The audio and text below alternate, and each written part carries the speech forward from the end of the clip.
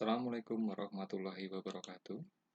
Berjumpa kembali dengan saya di dalam mata kuliah Komunikasi dan Budaya. Kali ini saya akan menyampaikan tema keuntungan dan tantangan komunikasi antar budaya. Saudara-saudara mahasiswa Magister Ilmu Komunikasi Universitas Gunadarma, beberapa sub pokok bahasan yang akan saya coba sampaikan di sini adalah yang pertama adalah kegagalan komunikasi antar budaya. Dan yang kedua adalah pengetahuan budaya. Jadi, kalau kita melihat bahwa keragaman budaya yang kita miliki, khususnya Indonesia, kita memiliki banyak sekali suku bangsa, bahasa, ya, kemudian adat istiadat, itu dalam lingkup Indonesia. Belum lagi kita juga harus mengenal budaya-budaya yang ada di luar Indonesia. Ya, karena saudara-saudara sekalian, apalagi kalau kita nanti tarik lebih jauh ke apa namanya fungsi budaya yang kita harus kuasai ketika kita menjadi salah satu manajer di dalam perusahaan atau instansi, ya. Baik itu skopnya nasional ataupun perusahaan multinasional, maka ini penting sekali. Kita harus memahami dasar budaya ini, ya, sehingga kita harus memahami kira-kira kegagalan komunikasi antar budaya itu apa sih yang menyebabkan, gitu kan ya. Dan pengetahuan budaya yang seperti apa yang harus kita tahu. Baik, kita coba lihat pelan-pelan, kita perhatikan pelan-pelan. Yang pertama bahwa kegagalan komunikasi antar budaya. Di sini ada beberapa penyebab ataupun uh, yang perlu kita garis bawahi adalah penyebab kegagalan dalam komunikasi antar budaya adalah etnosentrisme.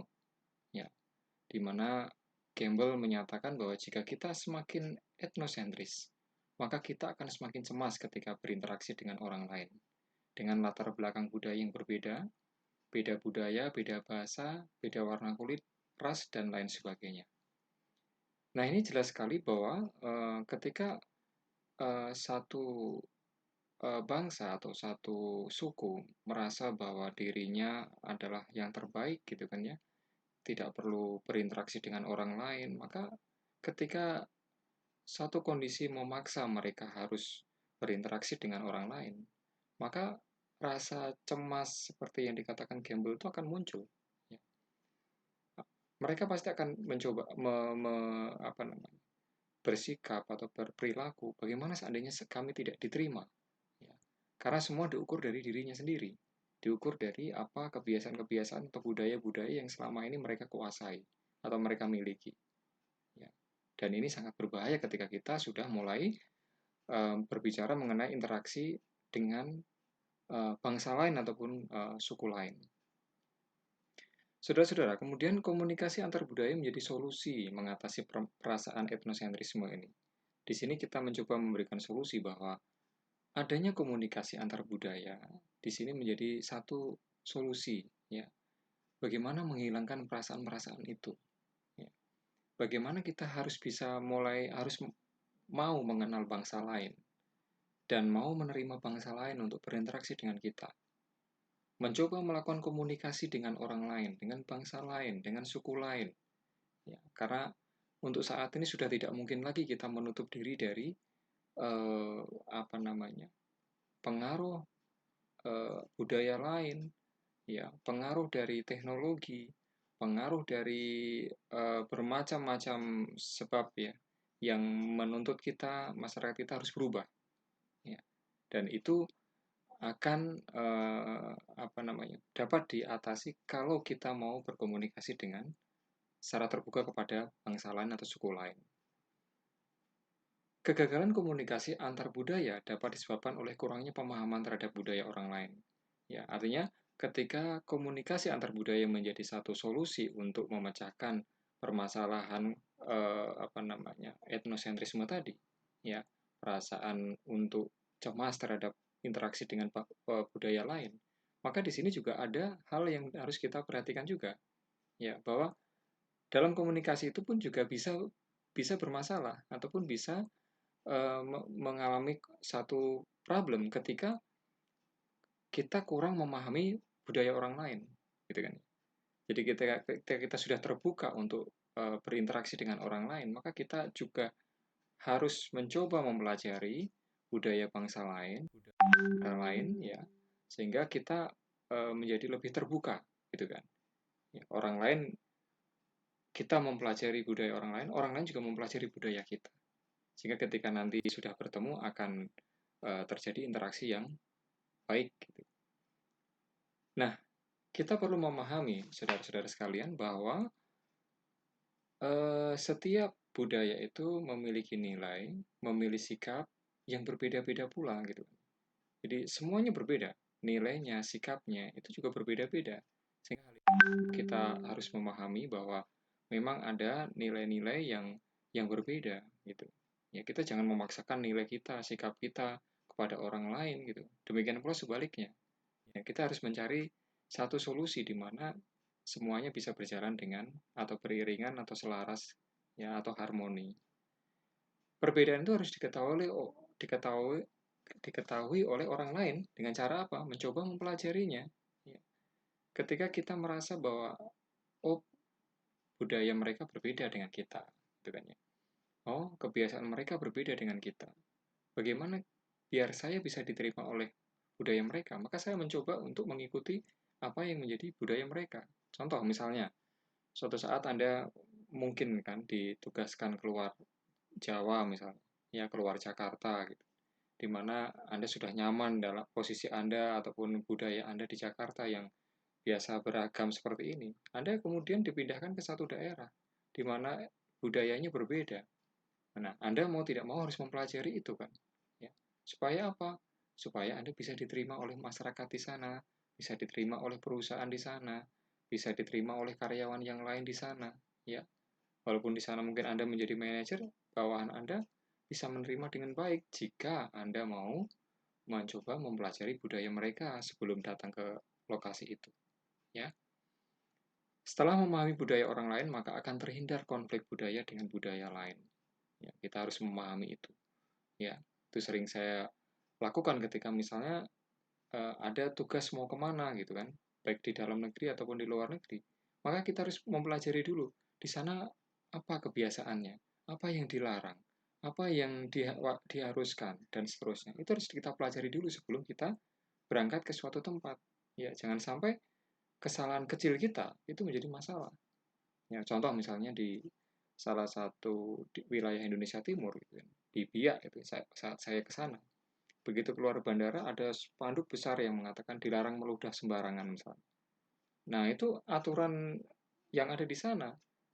Kita harus ikut, kita harus mematuhi itu kalau tidak ingin kena sanksi dari masyarakat setempat. Itu salah satu contoh kecil ya. Kita masih banyak lagi baik di Indonesia maupun di luar negeri. Hambatan persepsi. Tracy Nevinger menyatakan bahwa ada beberapa hambatan persepsi, ada 3. Yang pertama adalah meliputi face atau wajah, yang kedua adalah nilai atau value, dan yang ketiga adalah pandangan dunia atau worldview. Kita bahas yang pertama, misalnya hambatan persepsi terhadap wajah, misalnya. Bagaimana masyarakat Indonesia ataupun masyarakat di luar Indonesia yang datang ke wilayah Keraton Yogyakarta, Keraton Solo, atau keraton-keraton yang lain, atau di seluruh dunia yang memang di situ ada kerajaan, tentu punya tradisi yang berbeda. Contoh misalnya di Yogyakarta, bagaimana orang-orang Jogja tidak ada yang berani menyebut eh, rajanya itu langsung namanya gitu, tapi harus ada Kanjeng, Sinuwun, dan seterusnya. Mereka tidak berani untuk menatap langsung wajah dari Sri Sultan, ya, ataupun rajanya, ataupun bangsawan yang lain, ya, karena itu bisa dianggap melawan perintah raja, ya, atau tidak sopan minimal. Nah, itu adalah hal wajah, ya, dan itu harus kita pahami. Kemudian yang berikutnya adalah terkait dengan nilai atau value, ya, di mana masing-masing daerah itu memiliki nilai yang berbeda-beda, gitu kan ya. Masing-masing daerah punya nilai budaya yang berbeda-beda. Nah, itu tergantung persepsi, gitu kan ya. Misalnya kita berkunjung ke Inggris misalnya. Orang Inggris itu menjunjung tinggi persamaan, uh, nilai persamaan atau equity misalnya. Nah, ya kita ikuti itu gitu kan ya. Jadi nggak masalah gitu karena mereka memang seperti itu gitu. Tetapi kalau mereka datang ke kita, nah mereka juga harus mengikuti apa yang menjadi tradisi kita, gitu kan ya. Ya kita berbeda, nggak bisa disamaratakan misalnya gitu. Nah ini artinya bahwa persepsi terhadap value nilai itu pun berbeda antara satu suku dengan yang lain atau negara satu dengan negara yang lain, ya. Dan nilai itu merupakan salah satu produk budaya, maka hambatan akan nilai itu akan sangat terasa ketika budaya itu satu dan budaya yang lain berinteraksi satu dengan yang lain. Ya. Jadi value-nya itu akan ada satu hambatan seandainya kita tidak mencoba memahami nilai-nilai itu. Yang ketiga adalah persepsi. Di sini persepsi terhadap pandangan dunia atau world view itu juga difahami oleh setiap orang berbeda-beda pula. Ya. Misalnya ketika orang Barat, kita ketemu dengan orang Barat, mereka dengan mudahnya berkenalan, nama saya siapa, dan seterusnya. Tentu itu berbeda dengan kita, gitu kan ya. Kita berbicara dulu ke sana kemari, ngobrol sana, ngobrol sini, cerita sana sini, terakhir baru kenalan. Itu sering terjadi kan? Saudara mungkin juga merasakan itu ya. Ya, atau mungkin tidak biasa berjabat tangan langsung misalnya. Itu pun ya itulah tradisi kita. Ketika orang Barat datang ke Indonesia, mereka harus mengikuti tradisi kita. Atau sebaliknya ketika kita di sana, kita juga harus mengikuti tradisi yang ada di sana. Ya, seperti itu. Kemudian pengetahuan budaya. Ini penting, saudara-saudara sekalian, bahwa mengetahui budaya atau memahami budaya suatu bangsa, suatu daerah, suatu suku tertentu itu sangat penting ketika kita memang harus berinteraksi dengan suku tersebut. Ya. Jadi saya katakan bahwa ketika Anda mungkin aja dipindah ke tempat lain atau tiba-tiba Anda dapat promosi pindah ke Singapura misalnya. Nah, Anda mau tidak mau harus mempelajari kan sebelum datang ke sana bagaimana kebiasaan orang Singapura. Ya. Kan belum tentu yang tampak itu ya seperti itu, tapi di balik yang tampak itu ada beberapa hal yang Anda harus pahami. Ya. Itu jika Anda ingin berhasil di sana. Ya. Kemudian pengetahuan itu penting untuk memberikan landasan kepada masyarakat agar dapat memahami budaya lain. Ya, pemahaman dalam konteks budaya gitu kan ya. Jadi sekali lagi bahwa kita harus saling menghargai, saling mempelajari budaya orang lain dan mereka juga harus mempelajari budaya kita.